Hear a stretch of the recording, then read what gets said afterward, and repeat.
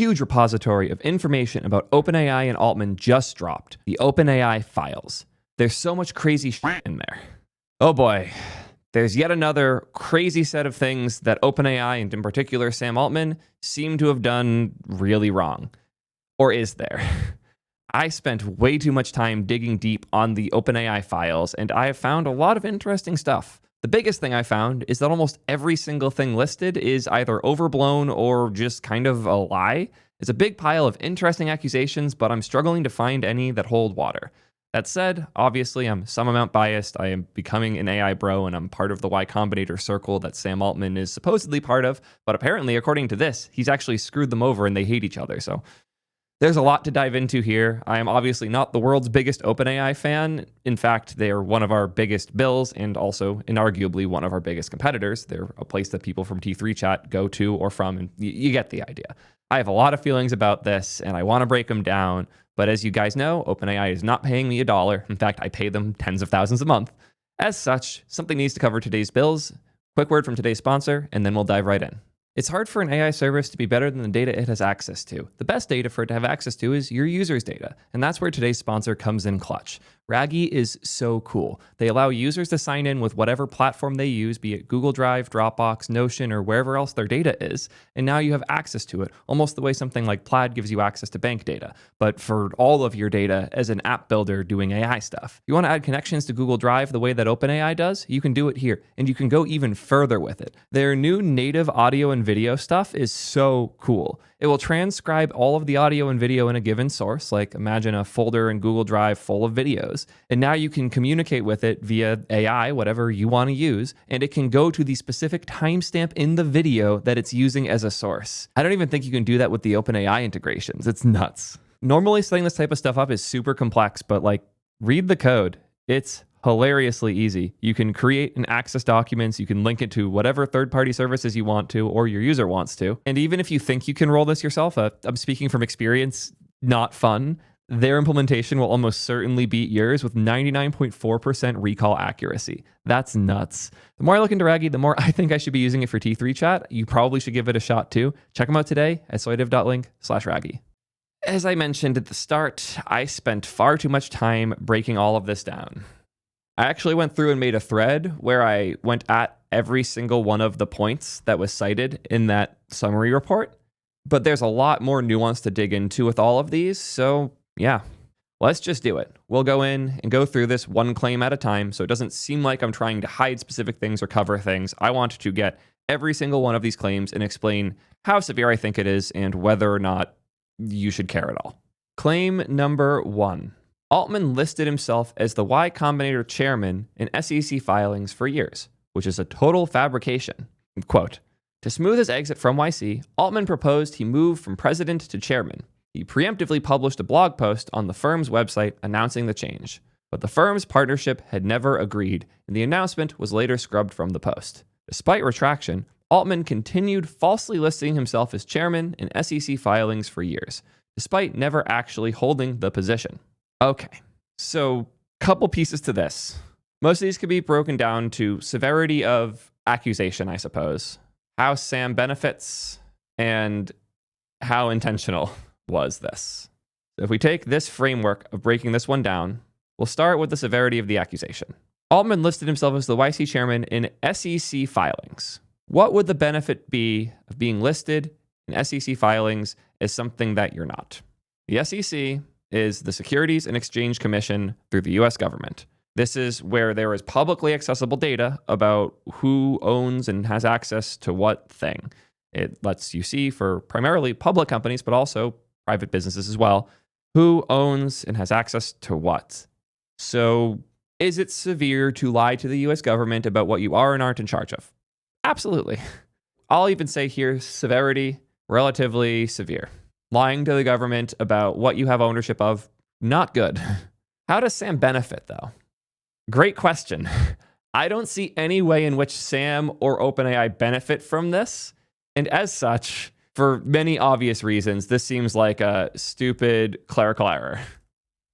The more interesting detail here isn't that he lied to the SEC. That seems like a legitimate mistake. Seems like a combination of bad communication and misunderstandings between Y Combinator people and just a straight up filing and paperwork management mistake.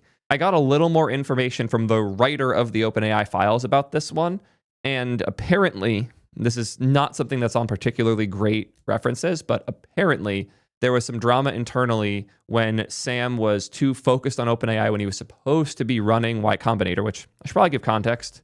Y Combinator is a startup accelerator that is helping tons of businesses become particularly valuable, successful startups. They helped us with T3 Chat back when we were still paying, way back in winter 22. I had a great time with Y Combinator, and I went in super skeptical, but they are a phenomenal source for early stage companies to get the help and networking they need in order to be successful. They also obviously invest in the companies that they pull in there. You might also notice something on this homepage. Sam Altman is literally on the homepage still, because Sam Altman used to be the president of Y Combinator, and OpenAI started originally as like a research nonprofit investment by Y Combinator. It was originally a YCAI, believe it or not, and then they pivoted to calling themselves OpenAI and being a bigger thing. Paul Graham and Jessica Livingston, who are the married couple that runs YC, they don't run it in the day-to-day sense. They are the overseers and the creators of it. They had picked Sam to be the president of Y Combinator, which is the highest position you could be in it, other than the owner. Sam was also the one who helped spin out and start up everything with OpenAI.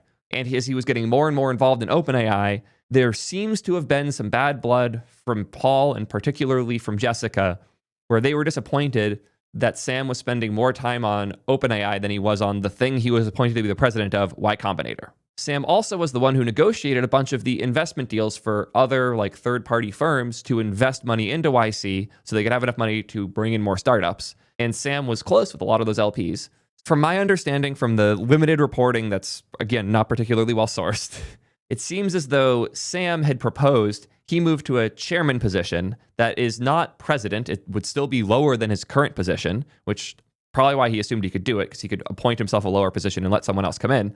By doing that, he would still be perceived as one of the like shareholders, stakeholders, and like bigger people at YC. It would keep the LPs who invested in Y Combinator from being upset. And as a result of all of this, he could not have to be the one in charge of running it, be perceived as one of the higher ups so that the existing investors wouldn't feel burned, and he could go focus on OpenAI like he wanted to. The communication between Sam, Paul, Jessica, and I forgot the name of the person who became the president right after, seems to have broken down, and Sam had a much harder exit. But I'm assuming that around the time this was happening, he had to make his SEC filings, and his SEC filings were likely in the process of changing a lot, because now OpenAI is this bigger thing. It's a nonprofit, but it was starting to form its profit arm. He was exiting his role of president of Y Combinator. All of that was happening around the same time. I can see why he would create a new template for his SEC filings that his legal team would handle from there going forward, and then not think about it at all. I cannot tell you how much random fucking paperwork you have to file as the CEO or president of anything. It is obnoxious. And I'm not going to say I've made anything even resembling a clerical error to this level, but I can absolutely see how it happens. This really almost certainly just comes down to an internal disagreement at YC that has been resolved long ago, and they are very close again, as we just saw.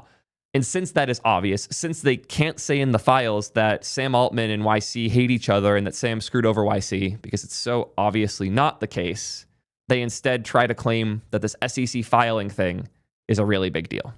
Hopefully you can see from here how this is going to go. We got a lot more to dive into.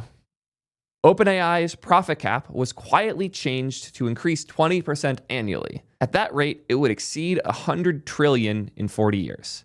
The change was not disclosed, and OpenAI continued to take credit for its cap profit structure without acknowledging the modification.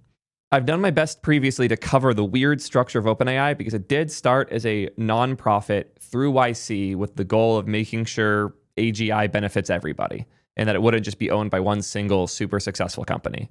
I would argue that they've been successful with that goal already by opening up all of their research and sharing as much as they have. A lot of the things OpenAI does have now been replicated by lots of other companies, both big and small. The reason we have so many different LLMs and so many different tools across all these different platforms and companies is because of OpenAI being so public with their research. I know we like to shit on OpenAI for not really being open anymore because they're all closed, they don't share their models and all that. they're really public about the things that they do and how they do them. They're surprisingly public about a lot of their research, and I am excited about the open model that should happen soon. I'd go as far as to say they're a hell of a lot more open than Mistral, but that's a rant for another time. In order to understand the severity of this accusation, we need to first understand the structure. The OpenAI Board of Directors controls the OpenAI 501c3 public charity, which is the nonprofit. The nonprofit owns a holding company which holds the OpenAI nonprofit as well as the employees and investors, which is the majority owner of the OpenAI Global LLC. That's the capped profit company. Microsoft invested in this, even though the OpenAI nonprofit owns it. OpenAI GP LLC is the controlling force for OpenAI Global, which means the investors don't really control it, the board does. Where things start to get confusing is when the big breakup happened, where Sam left, the board kind of got dissolved, and then Sam came back with a new board. A lot of stuff had to change because that mess screwed up a ton of things. It also meant that more business interest got involved. Specifically, as we all saw during that, I covered that drama to the best of my ability at the time, Microsoft got their hands a little deeper into the chaos that was OpenAI. At that point, they wanted to make sure they could get a bigger return. The capped profit is the interesting detail of how the profitable arm of OpenAI worked. That was the arm that owns the product and the things that people pay for, not the research, but everything that comes out of it.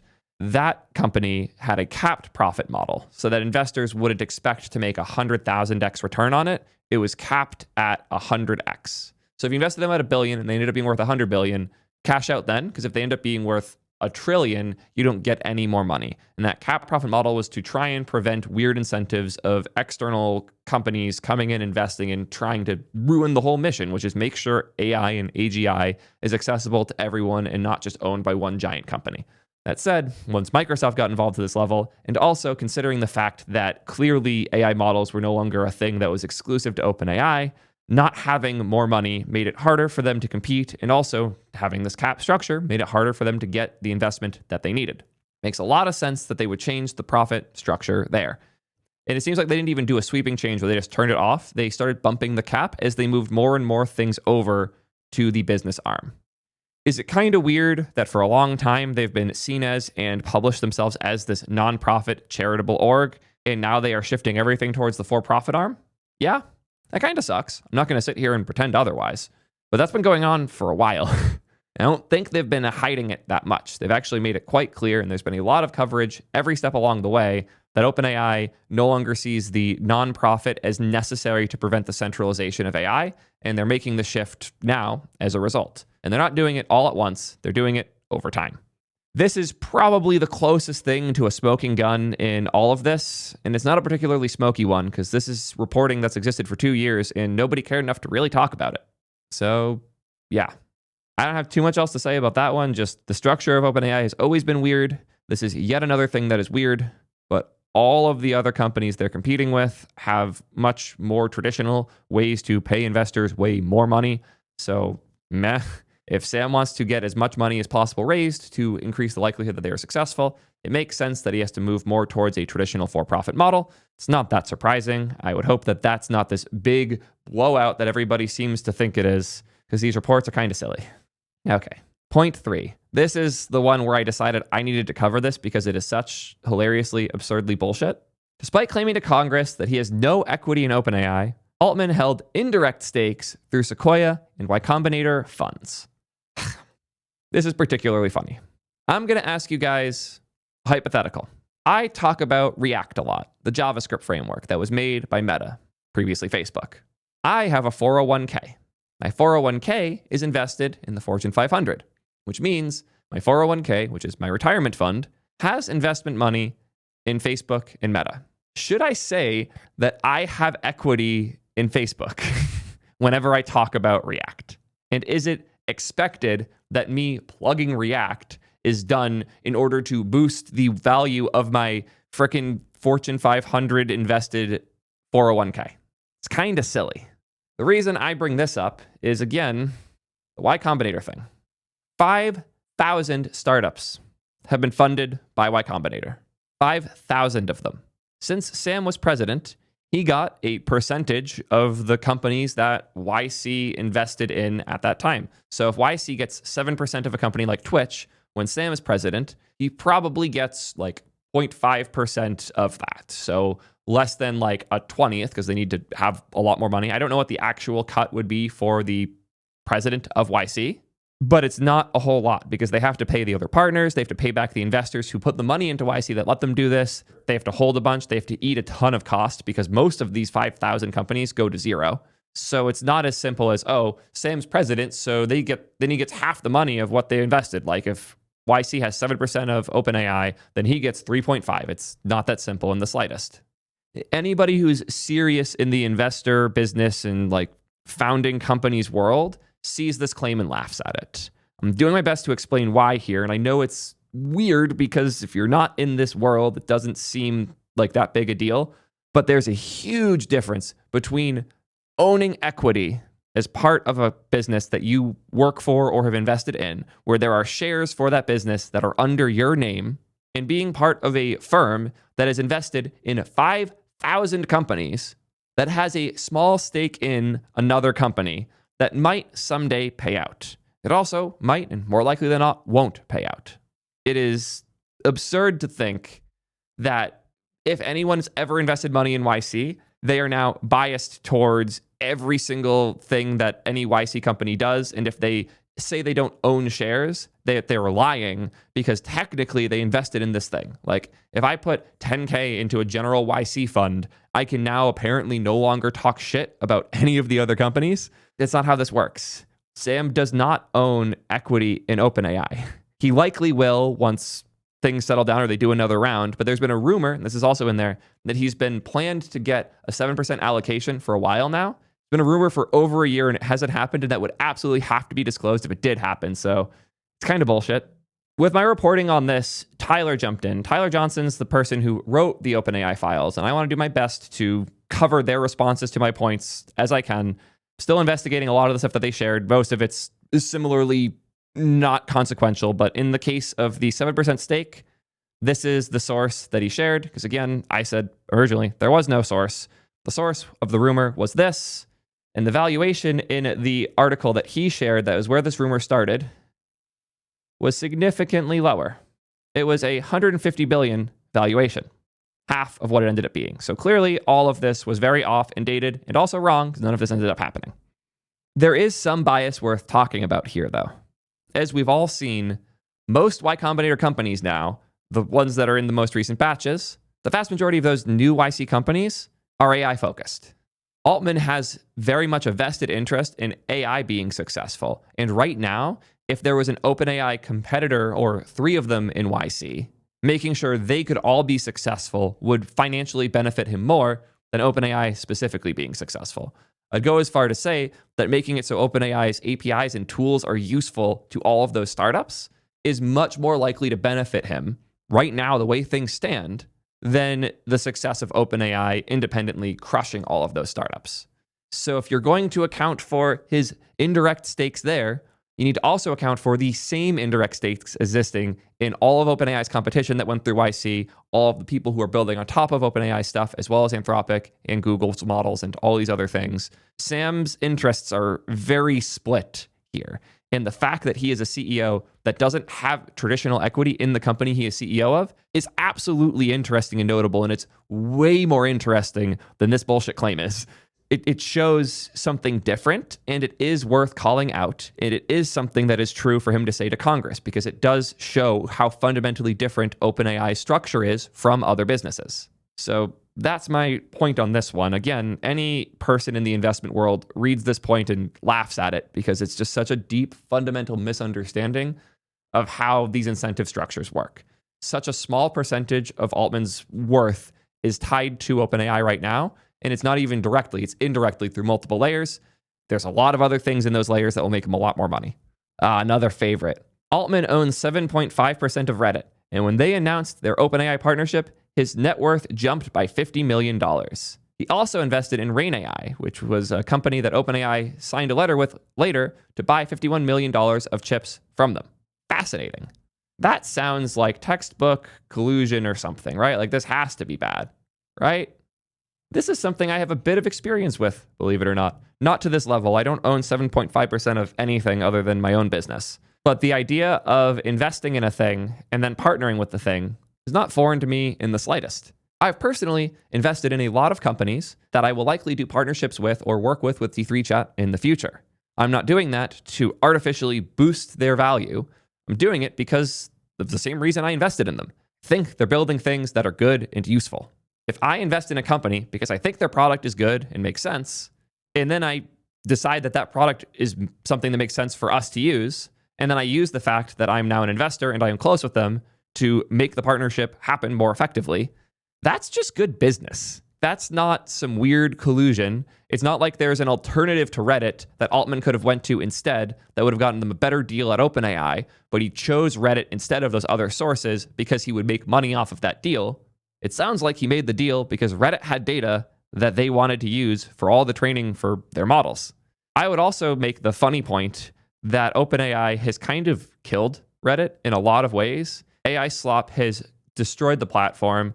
The way that Reddit manages their APIs now in order to keep people from scraping, in order to make deals like this and sell things, is destroying the value of Reddit, and it is plummeting. While I am sure his net worth jumped when that happened, it has gone down quite a bit since.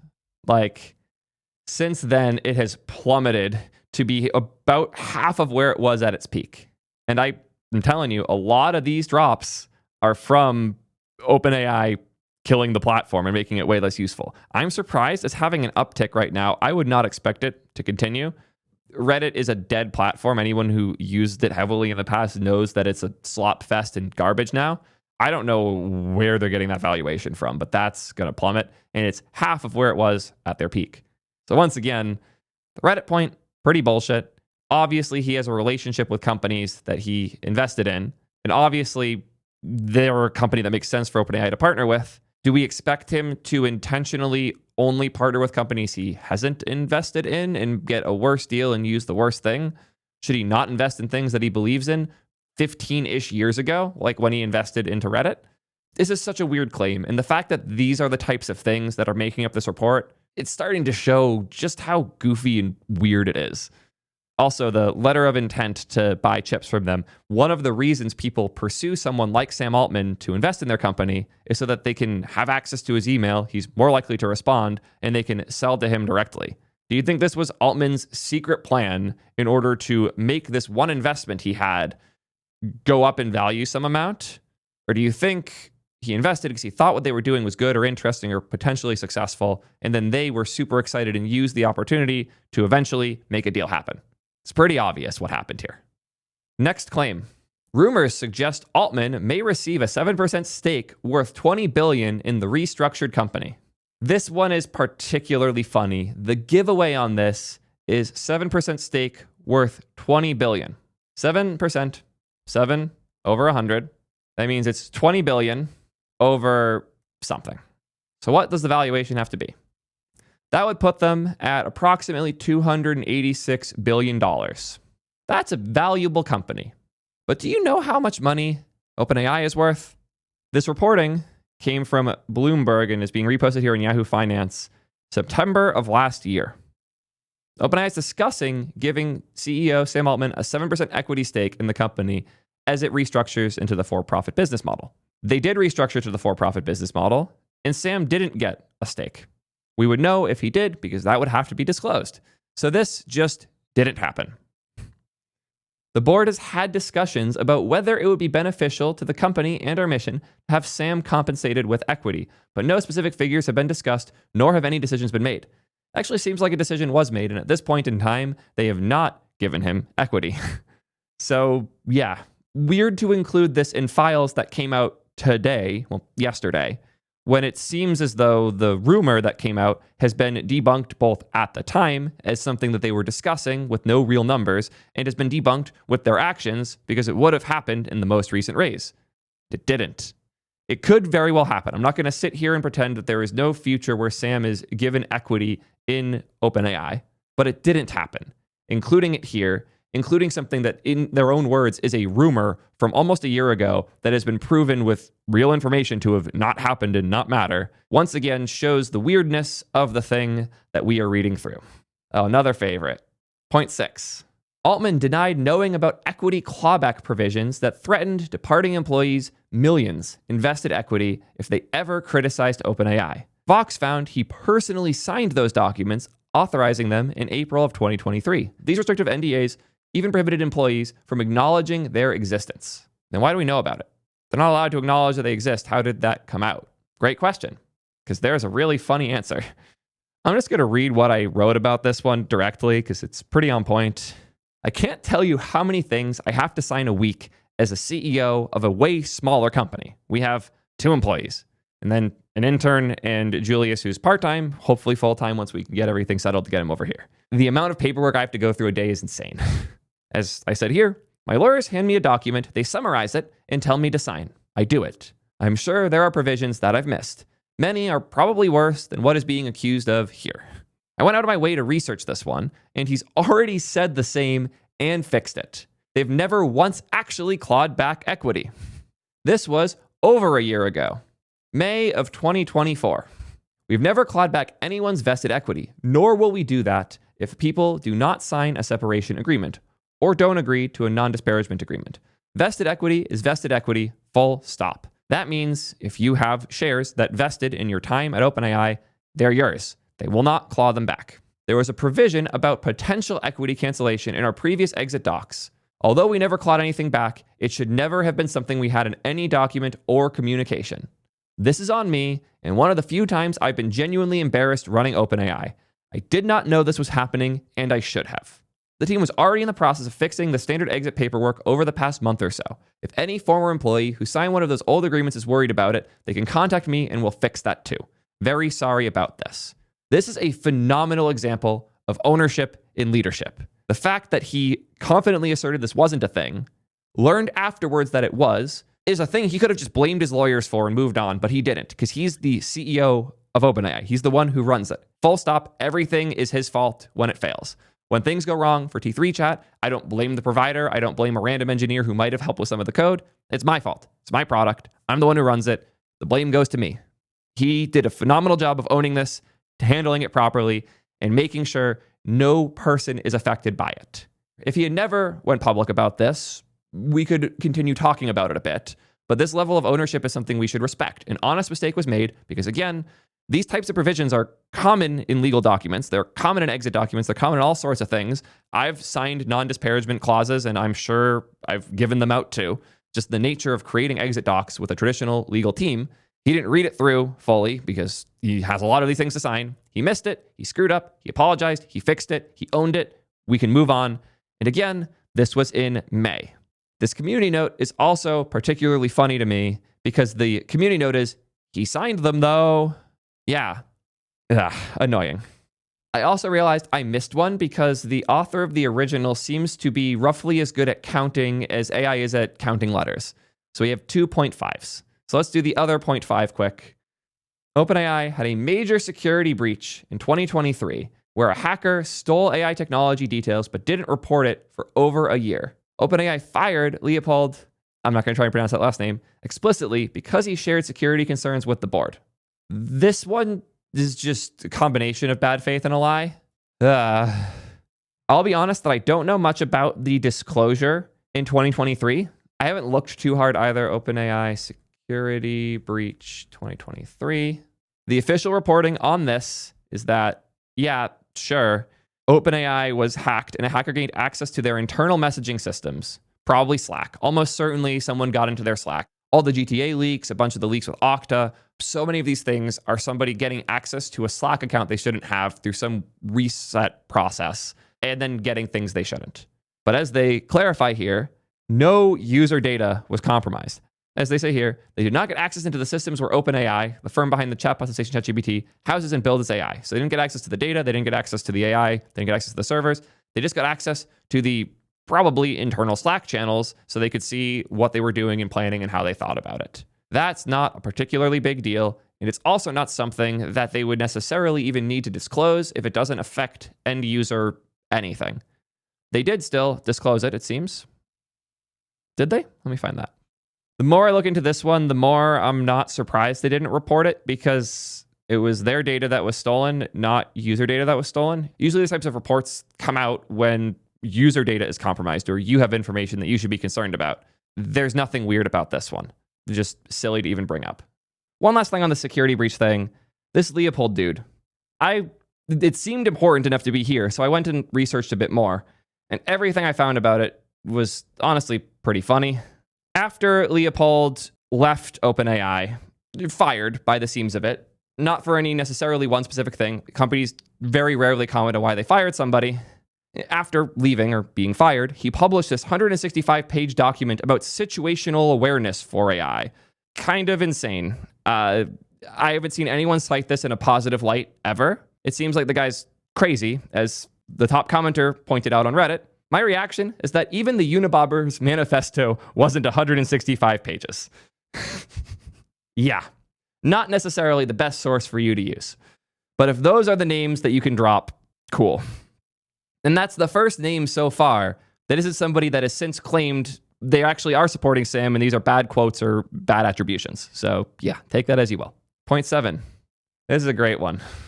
Senior employees at Altman's first startup Loopt twice tried to get the board to fire him for deceptive and chaotic behavior. Loopt was Sam Altman's first company. Loopt went defunct in 2012, 13 years ago. Loopt was formed by Sam Altman as a sophomore in college when he was 19 years old. If you were to judge me on reports filed by people who thought I was an asshole to work with when I was fresh out of high school, my life would be over because I was terrible to work with for, hell, until I was like 23 or 4. I was not a pleasant coworker, much less boss. The fact that they are bringing up the company that has been closed for 13 years, it's almost like the midway point of his life where it's been closed for as long as he was alive when he started it. It's hilarious. Obviously, he wasn't the best person to work with at the time. All of that said, this isn't even like execs or the board or any of the people that you would care about saying it. That is quoted as senior employees. That means random engineers. At any company, there are going to be random people that have issues with the boss. And I can imagine that 10 to 20 years later, when they see their boss getting super successful doing something else and they hated him at the time, they'll use that opportunity to shit on him. Okay, that's hilarious. Chat. Hold on, guys. I just realized something. Sam Altman made a mistake. You know what else also makes mistakes? ChatGPT. ChatGPT only hallucinates so that Sam looks less bad.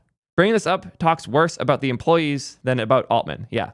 The biggest red flag that I see here by far is that Sam would hire people that annoying and dumb, but I've hired people that are silly shit talkers in my past. There's a viral tweet of somebody getting dunked on by FFmpeg that was one of my previous employees. So I've made mistakes too. I would not expect that particular employee to talk too much shit on me. I went out of my way to help them out as much as I could. But like, people change over 20 years. Crazy, I know. And making small mistakes as you're learning how to run a company almost 20 years ago, it's silly. It's absurdity. Someone asked, what about point 6? There were 2.5s and I missed one. So like the order of these is going to get a little messy. And it's about to get a lot messier because it seems like the AI slop generator that summarized all this for us doesn't know what the number 8 is. We go 5, 5, 6, 7, 9. So let's go to point number 9. Don't accuse me of skipping things. I know people are going to be like, oh, you skipped point 8 because it was really bad. No. I'm going through every single one of these one at a time. You can go verify it for yourself, as well as with my thread. Doing my best to cover all of this because basically every claim is some variation of rumor mill that didn't come true, bullshit, uncited, or just outright lies, or misunderstandings. There's such a wide range of dumb things. According to point 9, OpenAI's leading researcher, Ilya, told the board, quote, I don't think Sam is the guy who should have the finger on the button for AGI. Ilya is one of the genius researchers that helped make OpenAI happen. He's one of the most capable people in the AI world. He helped invent the transformer model that created all of the stuff that we see today. In order to come up with a way to make computers think and reason, you have to be a little insane. I hope we can all agree on that in order to do the things Ilya has done, your brain cannot be normal. I hope that's not a controversial opinion. It shouldn't be. If for some reason you don't want to take me at my word for it, I'll give the random story of a thing that occurred more than one time. Ilya getting robot statues carved out of wood, and then at random OpenAI offsites, lighting them on fire, getting everyone to surround them and chant, "Feel the AGI." Ilya is not a normal person. That is fine. Ilya is a super genius. He's doing incredible things. And Ilya also just turned down a $33 billion offer to work at or be acquired by Meta. Ilya also just had his co-founders of his new company all leave him. So all of this is to say, at any given time, a single quote from Ilya is not something that we should weigh too much into, especially because since this quote was attributed to him, he has come out and defended Sam, apologized for things he considers a misunderstanding and an overreaction, and encouraged Sam to once again be CEO of OpenAI, as well as stepping away from the board of OpenAI directly. Did Ilya say this? Perhaps. But there's an important source that has debunked the meaning of this, which is Ilya. So I have to ask, who should we trust here? A single sentence that supposedly came from Ilya, or Ilya? Come on, guys.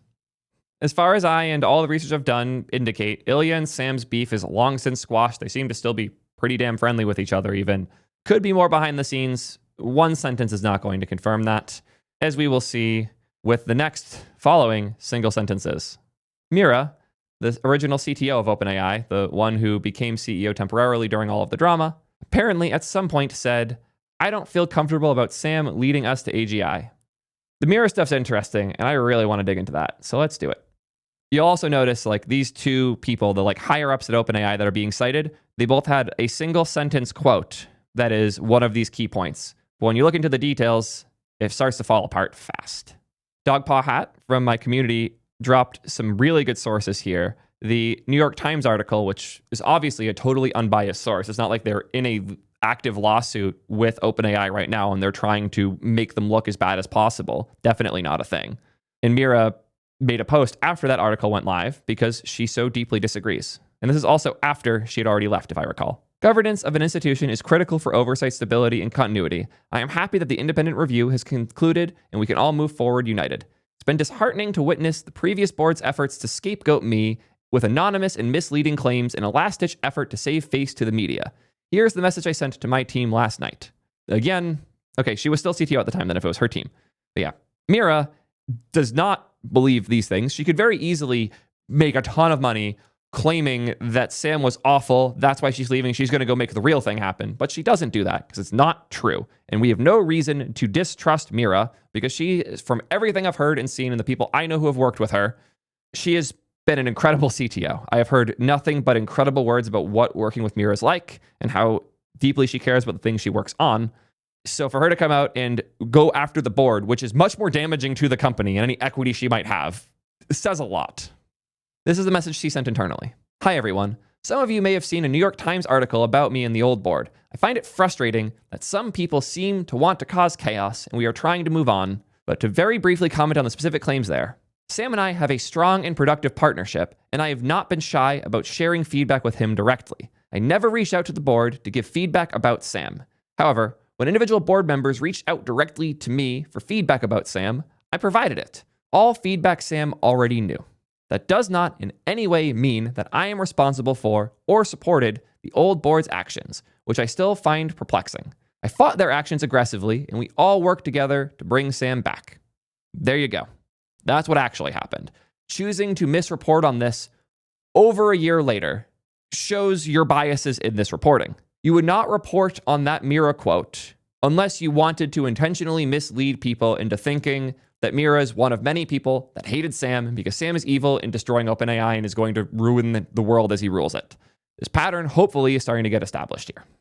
Tyler responded to my original comment on the claim from Mira, which is, I said, Mira is one of Sam's biggest defenders. One sentence isn't enough to say anything. He came in with the source that I have then since trailed, as we just saw.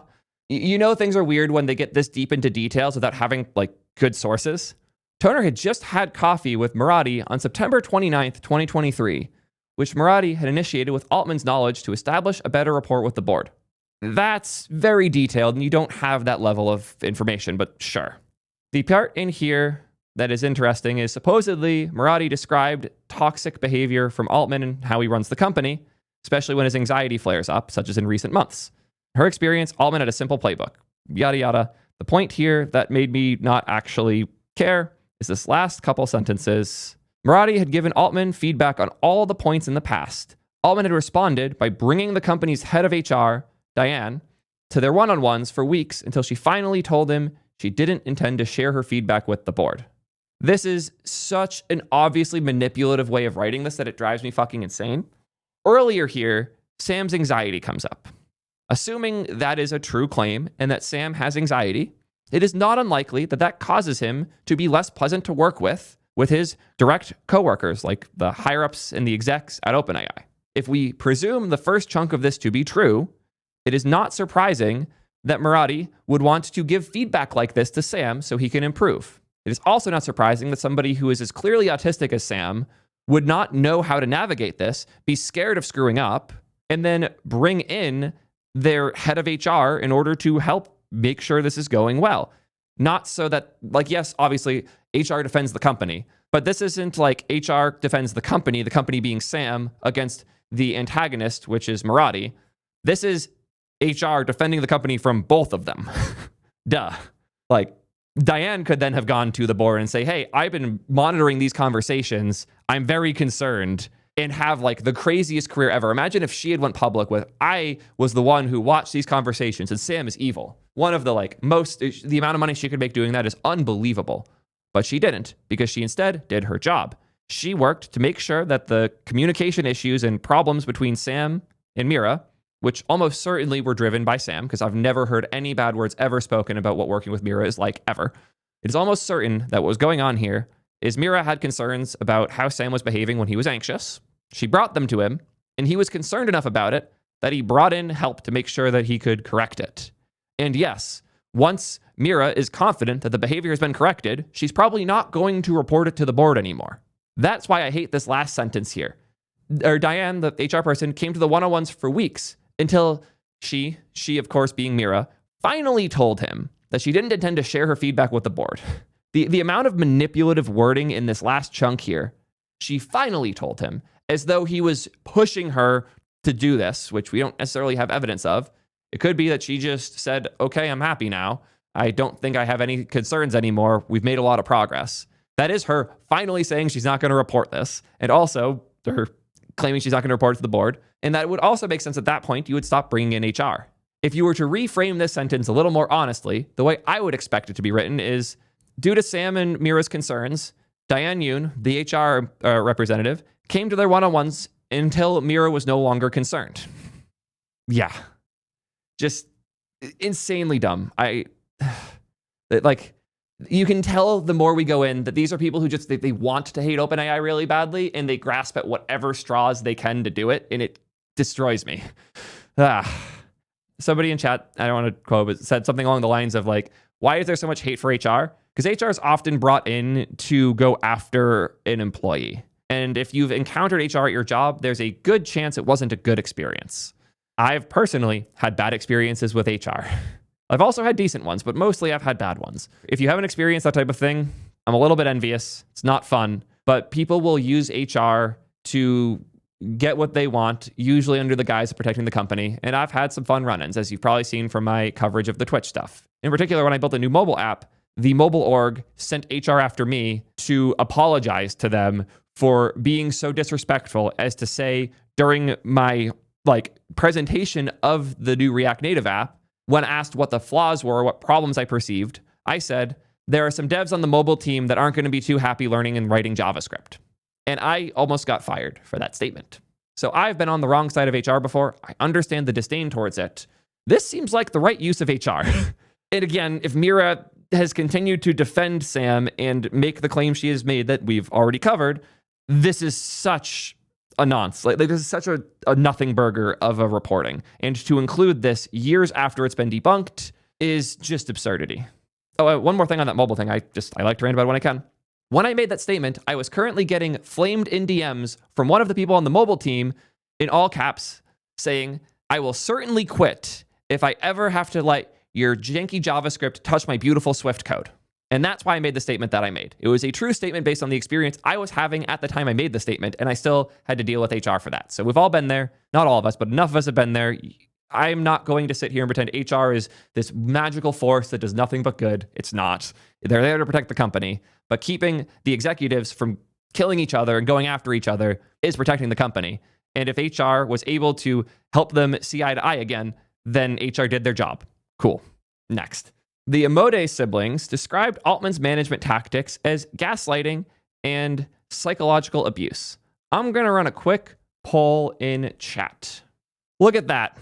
Of my engineering audience, over 90% do not know who the Amode siblings are.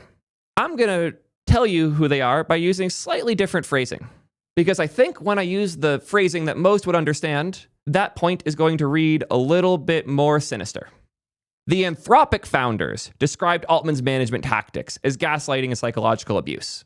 I wonder why they didn't specify that these siblings were the founders of the biggest competition for OpenAI. Wow. Great fucking reporting, guys. Wonderful. What a surprise that you're not going to include the fact in that point that the people who are making that claim are literally the biggest competition with hundreds of billions of dollars on the line that becomes much more likely to be realized by them if people hate OpenAI and Sam. What a surprise that the company that has the most to gain from poaching OpenAI's employees is trying to make it look like Sam's a bad leader and you shouldn't want to work there. What a fucking crazy surprise. Who would have ever guessed? And what good faith reporting we are reading that is clearly making sure everybody reading it is fully informed when they read the sentence. At least 5 other OpenAI executives gave the board similar negative feedback about Sam. Huh? What executives? This one is particularly funny. At least 5. You know you are being bad faith when you word it like that. Can you not count past 5? Did you count 5 and you're like, oh, I can't go higher than that. That's enough? Or are you just putting at least in front so you can make it sound worse? Also, where the fuck are your sources on that one, bud? Here is the Atlantic report, shared again by Tyler, the writer, that covers this. I love that at least 5 is the citation, and the only instances of the number 5 on this page are $500 billion AI computing infrastructure in May 15, 2025. So which execs are we talking about? Mira, who has made her comments. Ilya, who has since defended OpenAI and Sam. Altman and Brockman's dynamic had nearly led to people quitting. Seems like Brockman and Altman disagreed a lot, but they are still working together every day. At this point, I'm just going to call bullshit on the at least 5 execs because there weren't 5 execs at the time that this article is citing things from. There have been like 6 executives in the history of OpenAI, including Sam himself. So this is just a bullshit claim. There's just not one that is backed up. And sure, when the board goes and reaches out to all of the employees they can saying, hey, what are the worst parts of working with Sam? They'll all have something to say. Yeah, kind of bullshit. Next point. Altman owned the OpenAI startup fund. Okay, this is a fun one. I will say, first and foremost, this is one of the ones that has potentially actual implications and a little bit of weight. But when you remember the things that we were complaining about earlier, it makes more sense. As mentioned before, Sam was the president of Y Combinator. Sam knows a lot about early stage startups and investing in them. Also, OpenAI is a nonprofit. At the very least, at the time the startup fund was started, OpenAI was still very much a nonprofit. So if OpenAI wants to help fund some startups to do more cool stuff with AI, but they are a nonprofit, Sam's also the one with all of this experience. Makes a lot of sense for Sam to be the one to manage the fund. And if he owns it, that also probably means he's the one funding it. Should it have been called the OpenAI Startup Fund? Yeah, that's probably the reddest red flag here. Probably shouldn't have used the name when it was as much his thing as it was OpenAI's thing, or at least made it a little more clear. But yeah, not the biggest deal. This is how he could do this in the position they were in. It also says owned, because as far as I know, that has since changed. The startup fund is no longer owned by Sam. It was previously owned by him, but he has transferred control to Ian Hathaway, a partner of the fund since 2021. This change happened because of concerns around the fund's unusual governance structure and to provide greater clarity in its operations. Yeah, solve problem. It's kind of crazy how most of the reporting here that isn't just fabricated or bad interpretations of rumors are things that have since been addressed because of the concern. Of the bombshell things in here so far, they've either not happened, been resolved or just aren't real. So yeah, the other bombshell one that I had some real concerns about has been resolved. And that's why they had to use the word owned, because he doesn't anymore, because this was concerning enough that they have since made the change. Point 14. Altman told board members that other board members wanted someone removed when it was, quote, absolutely false. An independent review after Altman's firing found many instances of him saying different things to different people. Meh. I say different things to different people. Sometimes they contradict a bit. Depending on who I'm talking to about iOS, my takes on iOS are very different. Depending on who I talk to about AI, my way of phrasing AI is very different. I've even told Aiden here once or twice that I kind of like Golang. There are things that it is good for, because there are. Different contexts require different comments. That doesn't mean they're a liar, especially if Sam's goal in these conversations is to get as much information and perspective from as many different people as possible. Without more details, this claim is pretty useless. And the vagueness is a common theme with these weirder claims. I did comment on the fact that after an independent review, all they found was these different things were said to different people. I also said that the absolutely false wasn't attributed, but Tyler came in and corrected that. It was our favorite source that's definitely not biased, the New York Times. Tisk, tisk. I also have to call out, this is the wildest game of he said, she said I've ever seen. We're like 5 layers in. The New York Times said that a separate reporter said that Miss Toner and Miss Colley said to someone else that this claim someone else said was absolutely false. We're like 7 layers into he said, she said here. And this is all they could come up with after an independent review. I'm going to be honest, even if this is true, I don't fucking care. So the fact that it probably isn't makes it harder for me to even keep the page open for that one. We're in another one of these really scary claims. OpenAI required employees to waive their federal right to whistleblower compensation. Former employees filed SEC complaints alleging that OpenAI illegally prevented them from reporting to regulators. I went and hunted for this one pretty hard, because this is a very damning claim if it's even kind of true. So I went out of my way. I went through the OpenAI files. The term whistle only comes up here, and the OpenAI insiders warn of a reckless race for dominance because a group of OpenAI insiders blew the whistle. That doesn't seem like they can't. So I went and found sources. I went here and searched whistleblower. And I went and looked at some of these sources. And the more I looked at these sources, many of which are old or outdated, some of which are not. This one's over a year old. Group of OpenAI current and former workers is calling on the ChatGPT maker and other artificial analysis companies to protect employees who flag safety risks about AI technology. They are asking for stronger whistleblower protections. If it was illegal for them to report things, or they were being restricted from doing such, you would expect that to come up in something like this, right? There's nothing here about compensation at all. The more I hunted, the more I struggled, so I just outright said when I made my thread, I can't vet this claim because I couldn't. I said, I'm trying to find the source on this, but all the ones linked from the official OpenAI files seem to directly contradict it, as they said in this one that I found. Ziegler said in an interview he didn't fear speaking out internally during his time at OpenAI between 2018 and 2021, in which he helped develop some of the techniques that would later make ChatGPT so successful. But he now worries the race to rapidly commercialize the tech is putting pressure on OpenAI and its competitors to disregard the risk. That doesn't sound like they are being forced to waive anything. That sounds like he was encouraged to report things, but he's scared that might change. And once again, we're in reporting that's almost a year old. Whistleblower said OpenAI issued its employees overly restrictive employment, severance, and non-disclosure agreements that could have led to penalties against workers who raised concerns about OpenAI to federal regulators. Remember the thing I showed earlier where Sam apologized for this, corrected it, and made it clear this wouldn't happen? This article came out after that, which makes it much funnier. The overly broad agreements violate longstanding federal laws and regulations meant to protect whistleblowers. Cool. So if these agreements are illegal, then they're illegal, so they don't matter. But we still have not seen any of them. I am amazed nobody has published one of these, especially since Sam has since said things like this were not going on to his awareness, and they're now fixing them. No. And I had to dig to find this one source. I just don't care. If this one is legit and it isn't fixed, that is a big deal. But as far as I know, it is either not legit or has been fixed, both from much more verifiable sources than this. So, yeah. Oh, and then the ultimate ending, citing the EU. While OpenAI publicly supported AI regulation, they simultaneously lobbied to weaken the EU AI Act. because the EU AI Act was bad. On one hand, you can think AI should be regulated. There should be rules about transparency, data access, and all of these things, which there absolutely should be, while at the same time being against a piece of legislation that is absolute fucking garbage. There has been a good bit of research published on why this act is not a good thing. Specifically, they were trying to frame all possible things technology can do as fundamental rights that you should have against them. It's such a weird, generic framing that inherently makes things political where they shouldn't be.